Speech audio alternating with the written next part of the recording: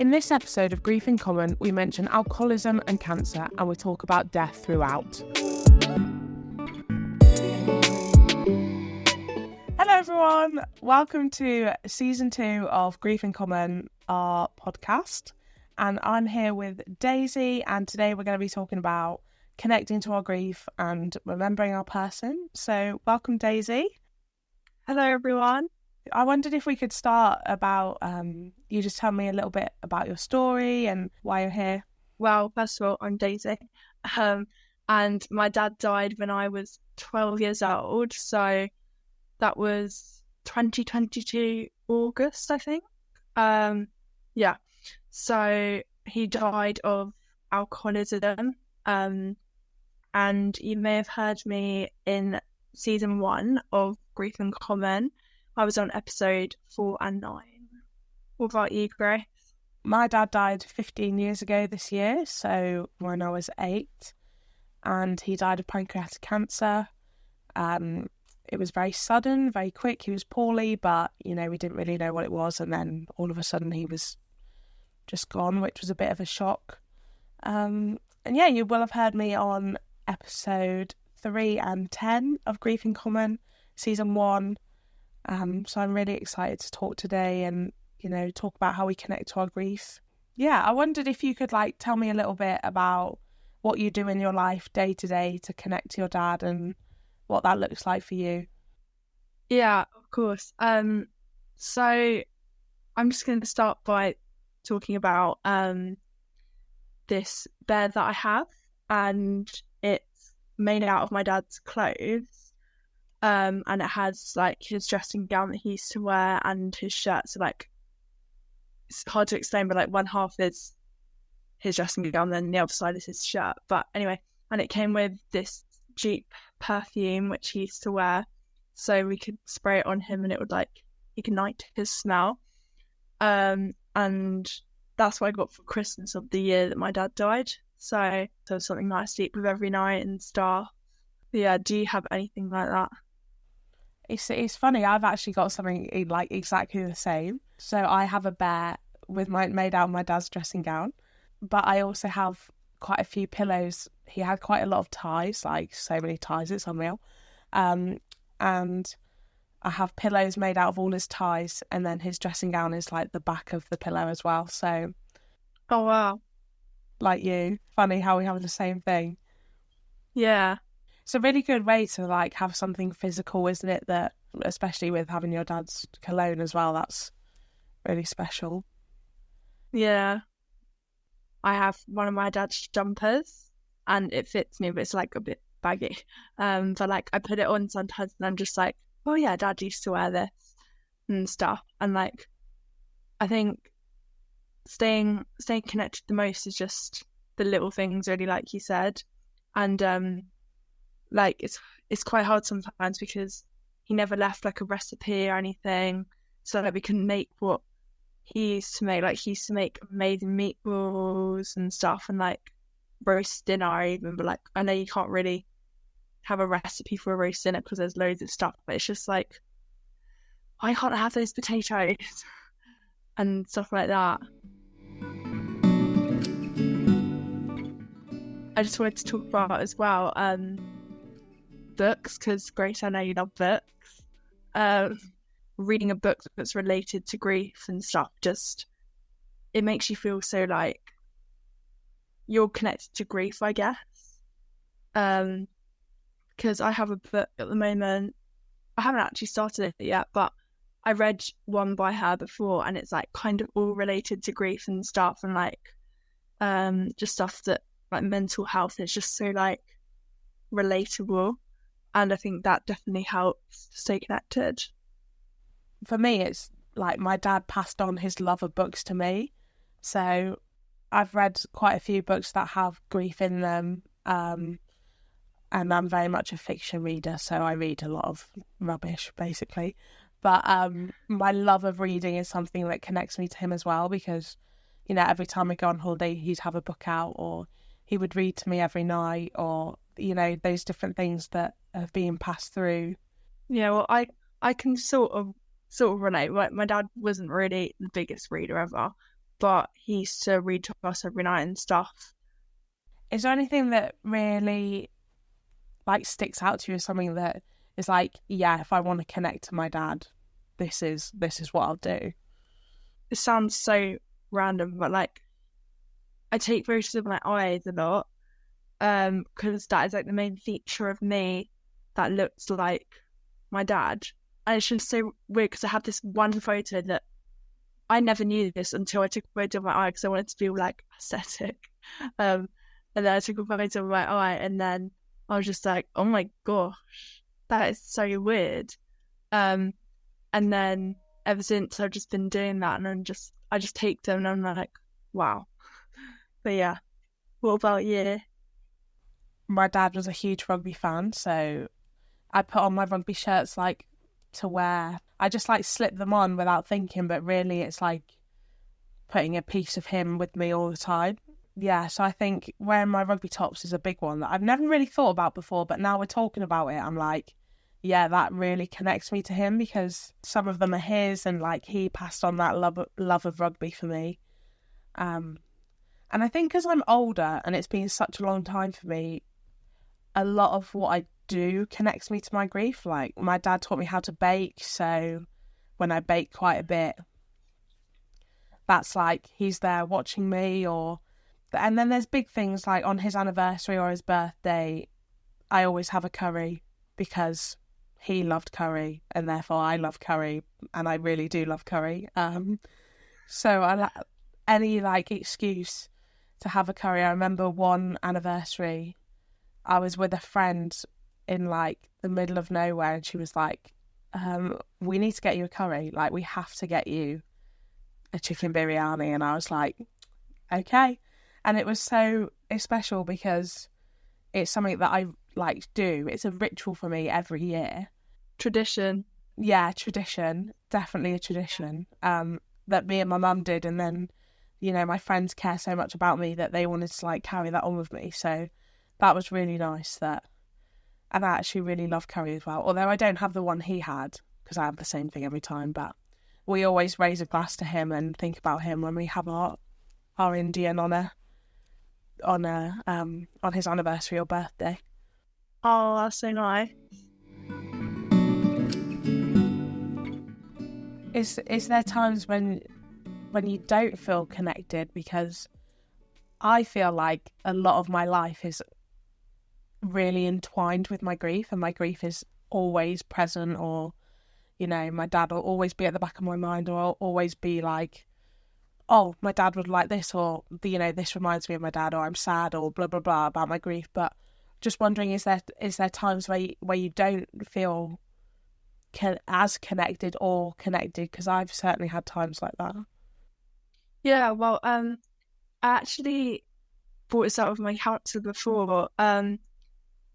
I feel like at the moment I feel like sometimes I feel like it's because I'm young, but like I feel like I'm coming to peace with it, like his death. So I kind of feel like at the moment I feel weird because I'm not thinking about him every day and stuff, and it's like I don't get upset about him anymore, and it's just a bit like, why aren't I? And it's just so yeah, I definitely feel like I'm not connected at the moment. But like his birthday's coming up in June, and like Father's Day and stuff, so maybe I will then, but like not really at the moment, no. I think it's really normal to have those like highs and lows of how much you feel it. Yeah. I can, you know, there's certainly been times in my life where, you know, I've not thought about it, or it's not affected me, or because my dad's anniversary and Father's Day are really close together for me, I'll be fine on Father's Day and then an absolute mess the next day, I think it's really important to highlight that it's okay if you don't think about them, or if you don't feel sad about it, or if you don't. Yeah, because like sometimes I feel like maybe I'm also don't think about them all the time because it's really hard to, like, it's hard to process your emotions at the time because you just feel like you're going to have an emotional breakdown, and it's just like, can I be bothered to do that? If that makes sense. Yeah, I know what you mean. Sometimes it's a lot of energy, isn't it, that you just... Yeah. think, no, I don't want to do that. And that's totally okay. Yeah. But then, like, sometimes it's good to have a good cry, if that makes sense. So, like, you can never really tell. It's going to go one way or the other, isn't it? Either Yeah. like having a meltdown or you're totally fine. Yeah. Yeah, I know what you mean. Yeah. Do you ever feel like at the time you're just, I don't know, you're just like, you don't really know what to do? Yeah, I think there's certainly been times where, especially early on, like, I mean, you're so fresh to it even now, whereas I'm 15 years down the line. I think early on I was really battling with, do I do this, or should I be feeling this, or is it okay to be happy, or but now I think as I've got older and I've like learned to cope with it, and I'm, you know, so far away from it in a sense that it happened so long ago. Yeah, it's okay, whatever happens, you know. Sometimes I need to have a good cry, sometimes I just want to watch a film or stick my head in a book and not think about it, and Yeah, that's good. whatever works at the time for you is okay, and to not have any guilt about it, and just And no regrets either. no, do whatever works for you and what's going to help you most at that time. Yeah. Well, so did you ever feel like, because I know I said that I'm feel like I'm coming to peace with it. Like, have you ever crossed that moment, or like, is it still? I think my grief has definitely like transformed. At the start I was like, all I could think about, I was like, you know, I was 8 years old, so I didn't really know what it meant to grieve or what it was. And I think now I can get up and be like, yeah, it's okay to be sad if I want to be sad, but also, yeah, I'm okay that I'm not going to think about him today, or I'm not going to dwell on it, or... Yeah. So I think you're right. I think, yeah, I have reached a moment in my life where I'm like, yeah, I'm okay with this. Like, this is my life. Yeah. But on the other hand, I think it's always going to be with me, and I'm always going to carry that on my sleeve, and it's going to be a part of me. Like I've said before, that grief is actually part of my superpower, and it what makes me and who I am, and builds a part of me that is part of my identity. I love that. That's so good. Because it happened to me quite young, I almost don't know any different, because I've lived longer with my grief than I have without it. So the time without my dad was like a speck of my life, whereas now I'm 15 years down the line, so I've lived longer without him than I have with him. Yeah. I feel like one of the things I'm struggling with the most at the moment is like I still feel like I don't want to cry, if that makes sense. Like, as I was saying, like, I haven't cried about it in ages, so I feel like sometimes I'm doing it wrong, but then what you just said is really like made me feel like, oh, okay, maybe it's okay to do that stuff. So yeah, that's probably one of my big struggles at the moment. Do you have any struggling moments?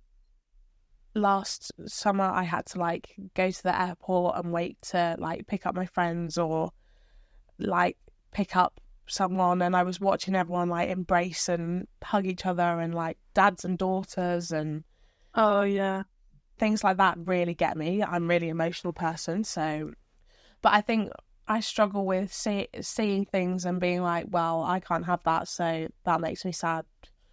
I work at a school now, and seeing the dads pick up their little girls and things that I've kind of missed out on, or also brings back really fond memories of my dad. I remember once my dad picked me up from school, and we lived quite a good way away from my school, and it was end of the year, and you know when you take all your stuff home at the end of the year, you've got like paintings and all sorts, and he just turned around to me and was like, we're walking home today, and I was like, we're walking home, look at all this stuff I've got. I was so mad, and I got home and I was like, Mum, he made me walk home with all this stuff.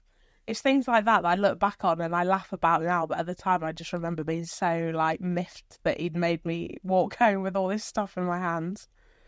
Yeah, so like you can, from the stuff that you struggle with, you can kind of make that into a good memory thing as well. Yeah, And I think there's things that that do stay as a struggle, and I don't think you can ever avoid that. But it's about accepting that and working with it. And sometimes you can turn it into good, and sometimes you can just be like, okay, this is really crappy for me right now, and I'm gonna just have to see how I deal with that, or accept it, or work on it. Talking about people that knew the person that you've lost. So, for example, for me, that would be at the funeral for my dad, because, well, obviously all his friends came, family and stuff. So at the same time, it was like, why aren't you here to talk with your friends and stuff? So it's so different because the person that you guys are all talking about isn't here. At the same time, talking to them was just really nice because you talk about what he did and like all the funny memories that you had with him and stuff. That was probably a big thing from staying connected. Like even when my mum talks about him or stuff. But yeah, what about you? I think that's really important. It's funny, all these things that I'm thinking about now we're talking, like I feel really connected to my dad when I talk to people who knew my dad. Yeah. So there's a lot of people in my life who never met him and didn't know what he was, only knows what he looks like through a photo. Yeah. My best friend, for example, my partner. But when I talk to my mum or my brothers or my auntie and uncles who all knew him and knew what he was like and remember really good times, I think that's a real lock-in for me of like, wow, I feel really connected to him because this person knows what he was like and knows what kind of things he would do, and like you love that they loved him. Yeah. I feel like what you were saying about people that haven't met your dad, like that's one of the things for me as well that's annoying, because like my best friend at the moment, she hasn't met my dad, so I'm just so annoyed, like why couldn't he have met her, because she's such a good person. Like I feel like they really get along because they have such good stuff to talk about together. Like I can just imagine their conversations in my mind, and I miss that, but I haven't even experienced it, so it's just annoying. No, I know what you mean. I feel quite honoured when I get to tell people who don't know my dad about him. And I get to really express what he was like or what he did or why I'm the way I am because of him. And I always say, like, just because my dad's not here doesn't mean he's not in my life. And okay, just because he's not here doesn't mean I'm not going to talk about him or, live with him or... Yeah, and like, I don't agree with people saying like, oh, I don't have a dad, because you do. He's just not here. Like, I always will have a dad. You always have a dad. He's just not here at the moment. Well, he never will be.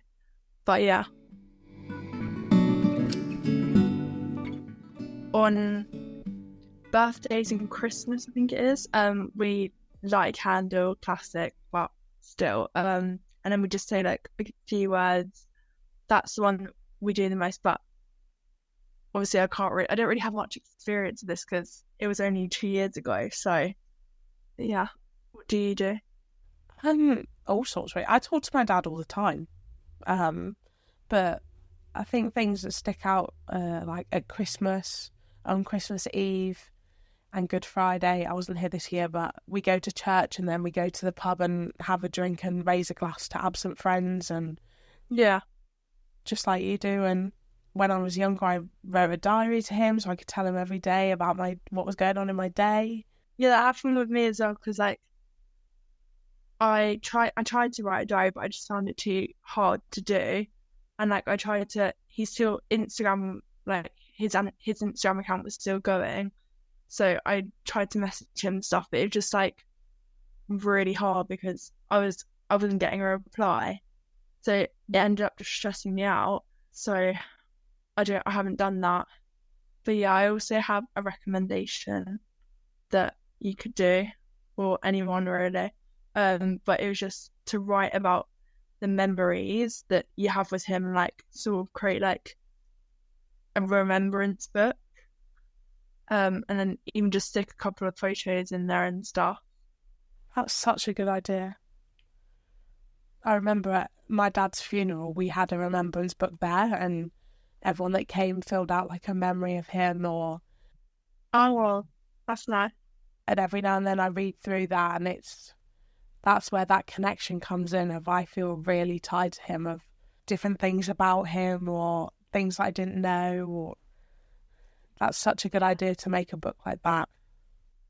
Yeah, and I've also got mum and dad's wedding book, so that's a good thing. So, and even my baby book, which is like just photos of when I was a baby and stuff, and like of him holding me and getting Dominoes when my mum was in hospital and stuff. Like, that is really good. I think one for me that is really simple, it's called a medicine walk, but it's basically just a walk that you do. And it can be anywhere you want. The intention is you go on the walk to think about your person and to really hold them close to you. And you could take something with you, or you could, for example, I live right by the river, so I could walk to the river and sit and, think about him, or get my brain thinking. And if I really want to connect and I'm missing out on that, to kickstart that process of how do I feel close to him, and to think about him, and some dedicated time to think about my dad and what would he think of me now, and all those questions. Yeah. Is there anything that hasn't worked for you? I think like writing the diary after a certain time didn't work out in the end. I was a bit like, this is pointless because you can't see what I'm writing. But I think I got to the point of it was really useful for a good amount of time, and then I was like, I've grown out of this now. This is not where I want to be. I think mine is maybe what could be quite opposite to some people, is what doesn't work for me is not talking about it. I have to talk about him, and I have to be open and emotional and really settle myself in that space, because if I didn't, I would just work up and up and up, and it would not be good. Yeah. What about you? Is there anything that was like a no-go for you, or? Well, talking about it is very like up and down for me, because I have to be in a certain mood to talk about it. Like, if someone just started talking about it like randomly, and then I had to like think about it first and think, okay, do I want to talk about it or not? And then definitely trying to write a diary, and the whole thing on Instagram, like trying to message him, that just didn't work either. I've just thought of something that I really struggle with, and it's because you're talking about Instagram and things. Never had a phone when my dad was alive. Never had he just about convinced to let me have a Nintendo DS. But I never have my dad text me or ring me or like my Instagram or share my Facebook post. Do you know what I mean? Yeah. I'll never have that, and I've never had that, because especially in this day and age when we're so technology focused, and you see all the memes of like their dad's response to their text, and it's just a thumbs up, or that hits me quite a bit when I know I won't get that. Yeah, that's quite, like, I actually never thought about that before, but that must be hard, because like, do you have any videos of him on like camera or anything? I've got a tape recording of his last answer machine on to my nan, so it's like the dodgiest tape recording on my phone ever, and it's really crackly, but you can hear what he says. Do you find you get upset when you listen to it, or are you just fine with it? I can't listen to the tape. Like, it's not a comfort for me. I remember the first time I listened to it, I think I crawled into bed for like 3 hours and didn't come out again. I don't remember my dad's voice anymore, so I hear the message and I think, wow, is that what he sounded like? And sometimes that can be a bit like, well, you don't know because you can't remember. But other times it's quite comforting because he says at the end of it, "Love you," and it's like, it's like he's saying that to me. And I've got a video of him on a laptop somewhere of him in a restaurant, in an Indian, ordering a curry actually. Oh my God. But I've not got anything with me, but that's okay because I think I make up for it in photos. I've got loads of photos of him and me and my nan and my grandma and all these kind of different photos, and I just wondered if there was anything like that you had, any photos or anything. Yeah, I have a video of like something that we used to say to each other, and I was only like a year old, so it was like also weird hearing my my baby voice. But I'm actually quite okay with listening to that because like I can still remember what he looks like and what he sounds like, and like sometimes it's really weird. I feel like I've like going mental. I like see him like when I'm driving the car. I like see him standing on the side of the road, and that sounds really weird. It's funny, isn't it, what your brain lets you remember and not remember. Like I can feel the feeling. Like when I close my eyes now, I can feel the feeling of my hand in his when we're walking to the shop or whatever, or when he's holding my hand. And I can feel what it would be like to give him a hug as an 8-year-old, but I can't remember his voice, and I can't remember Christmas with him. Like I had 8 Christmases with him, and I can't remember any. Yeah, I didn't really see my dad for like a year and a bit maybe. I kind of lost him because he started like proper drinking when he was in like the last 2 years of when he died. He kind of already died, but not like dead in his mind, but he was still alive, if that makes sense. Because when you're an alcoholic, that does a lot of stuff to you. So I feel like the holidays really stick out for me, I think, and not really Christmases or birthdays. So that's kind of the same with me. So yeah, we've talked about books and films and photos, and I just wondered if music was a thing for you, if you use that in any way to connect to your dad. So my dad he didn't ever have a job of DJing, but he had decks in the garage, and like when on the weekend or any time he had spare, he would always go and do his really loud drum and bass music. And like when, for example, I had this time at school when we were all listening to music in PE, and someone played a song that they just had, and then I hadn't heard it since my dad died, or like since he used to play it. So then I just burst into tears, and I was just like, oh my gosh, like it actually brings back a lot.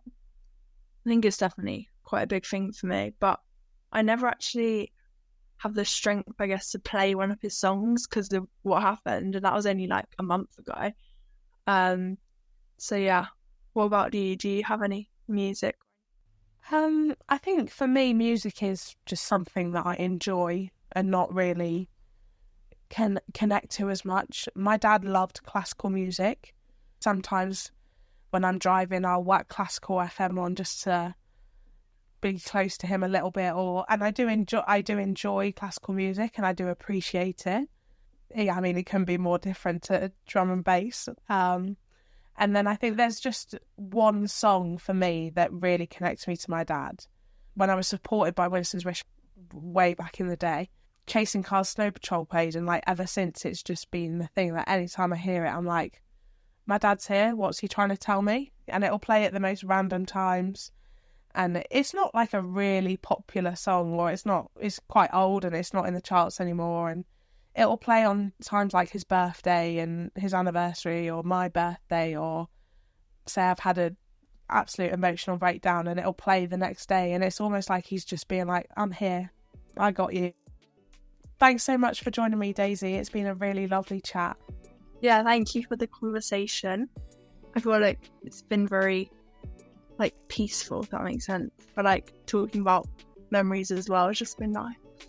Yeah, it's been lovely. And thanks so much for listening to the Grief in Common podcast. See you next episode. This podcast is brought to you by Talk Grief, powered by Winston's Wish, the UK's first children and young people's bereavement charity. Listen to young people from different backgrounds have honest conversations about their grief and experiences. You might hear us laugh, cry, and everything in between. We hope that these conversations give you the confidence to talk about your own grief. If you're grieving and over the age of 13, this podcast is suitable for you, and we hope it helps you feel less alone. From teenagers to young adults, students to young professionals, we're all different, but we've all got grief in common. Thank you.